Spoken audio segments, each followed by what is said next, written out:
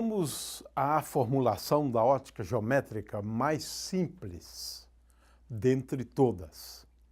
Estamos designando essa formulação por formulação fenomenológica. O que significa isso? É uma formulação baseada em resultados experimentais. De tanto observar os fenômenos ópticos, os pensadores, os cientistas, formularam leis, mas leis baseadas na observação. É uma lei baseada em dados observacionais. Não há um princípio geral por trás dessa formulação. É baseada na observação. Ora, ao olhar as sombras, as penumbras, ao olhar as eclipses e tantos outros fenômenos, nós podemos enunciar uma lei. A luz obedece a esta lei. Qual é ela? Vamos começar com uma propagação retilínea da luz.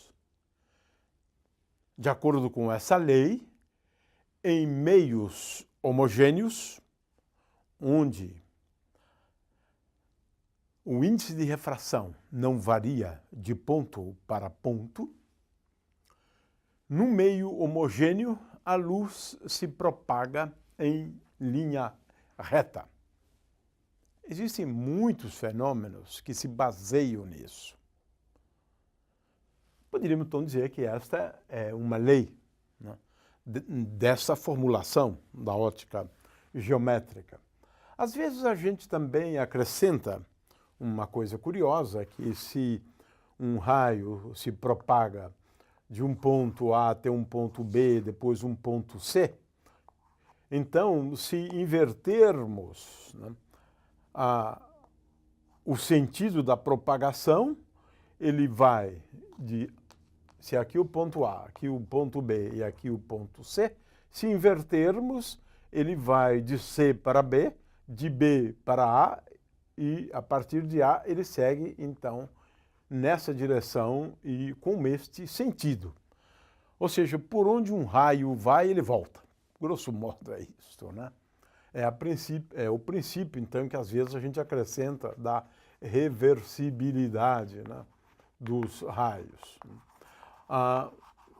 Também a gente admite que os raios são independentes, né, um do outro, né? Ou seja, dois raios que se cruzam, eles simplesmente não tomam conhecimento um do outro. Agora, além da propagação retilínea da luz, né, nós temos agora duas leis para o fenômeno da reflexão, né? Duas leis. O que é o fenômeno da reflexão? Agora, pensando em termos de raios luminosos, né? Um raio luminoso incide sobre uma superfície, aqui essa superfície tem uma forma qualquer, né? E ao incidir, o raio luminoso sai numa outra direção. Esse é o fenômeno. Agora, esse fenômeno obedece a duas leis. Para a gente entender essas leis, aqui nós temos, em vermelho, a normal à superfície. Normal aqui, a perpendicular, né? Normal à superfície, a perpendicular, passando por esse ponto P, que é o ponto no qual o raio luminoso incidiu. Então, eu tenho aqui a normal a esta, isso aqui é uma superfície, isso aqui é uma superfície, de forma que a normal é a normal à superfície por esse ponto. Estamos agora prontos para enunciar as duas leis. Observe-se que, considerando a normal, e agora vamos chamar esse raio luminoso de incidente, e esse aqui de refletido, né? Refletido. Observe-se que o raio luminoso incidente e anormal, como nós estamos falando aqui de retas ou de semi-retas, ou de segmento de retas, isso não é importante, né? Nós podemos falar de um plano que contém esses dois segmentos de reta. De forma que aqui eu tenho um plano agora. Agora estou pensando num plano. Um plano que contenha o raio incidente e a normal à curva. Então, estou falando de um plano que contém o raio incidente e a normal. É um plano conhecido como plano de incidência. Agora, o mesmo argumento se aplica ao raio refletido, de forma que a normal, né, e o raio refletido, nós podemos sempre pensar num plano que contém a normal e o raio refletido. Então, aqui nós estamos falando do plano associado ao raio refletido e à normal. A primeira lei estabelece o seguinte: o plano de incidência é o mesmo deste outro plano aqui. É um plano só. É um plano só. Ou seja, o raio incidente, o raio refletido e a normal estão os três no mesmo plano. Os três estão contidos no mesmo plano. Essa é a primeira lei da reflexão. A segunda lei da reflexão se refere agora a ângulos. O raio incidente forma com a normal um ângulo, que poderíamos chamar de θi, ângulo de incidência. Esse raio refletido forma com a normal um ângulo θr. Dois ângulos que dá para a gente visualizar. A segunda lei da reflexão é bem simples. O ângulo de incidência é igual ao ângulo de reflexão. É isto. É tão simples quanto isso. Esses dois ângulos aqui são iguais numa reflexão. Vamos agora falar das leis do fenômeno da refração. São duas leis também igualmente fenomenológicas.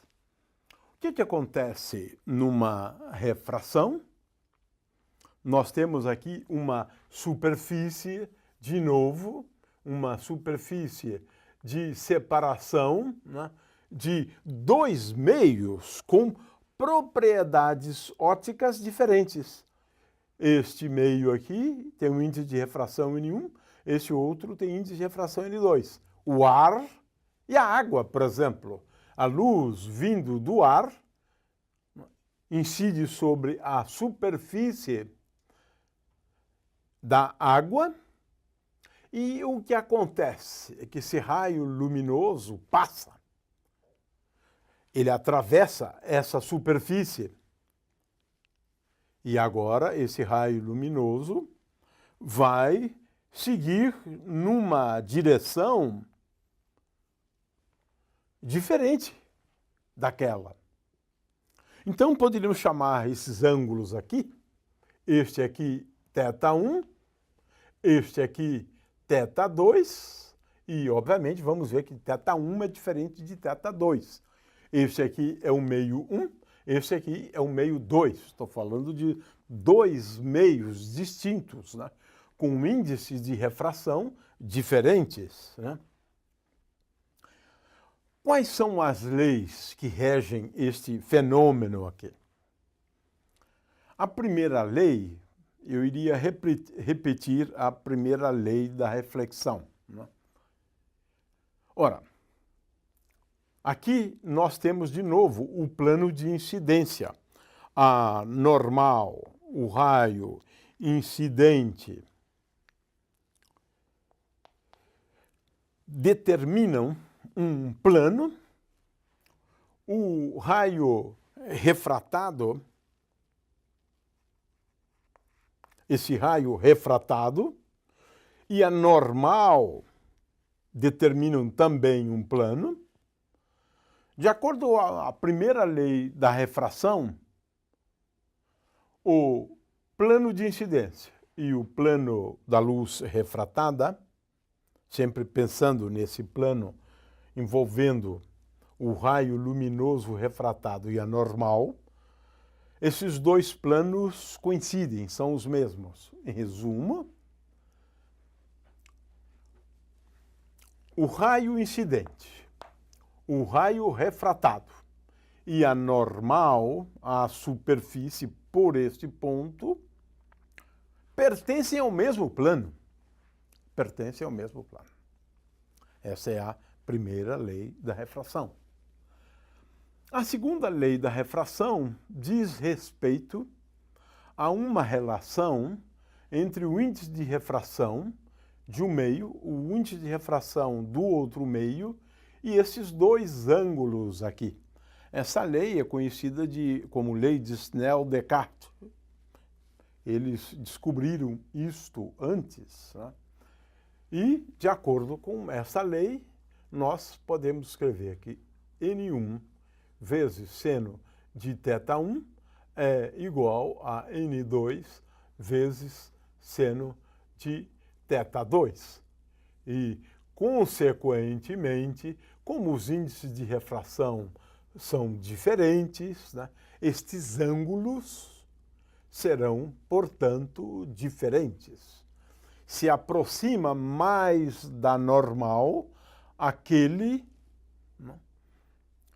naquele meio onde o índice de refração é maior.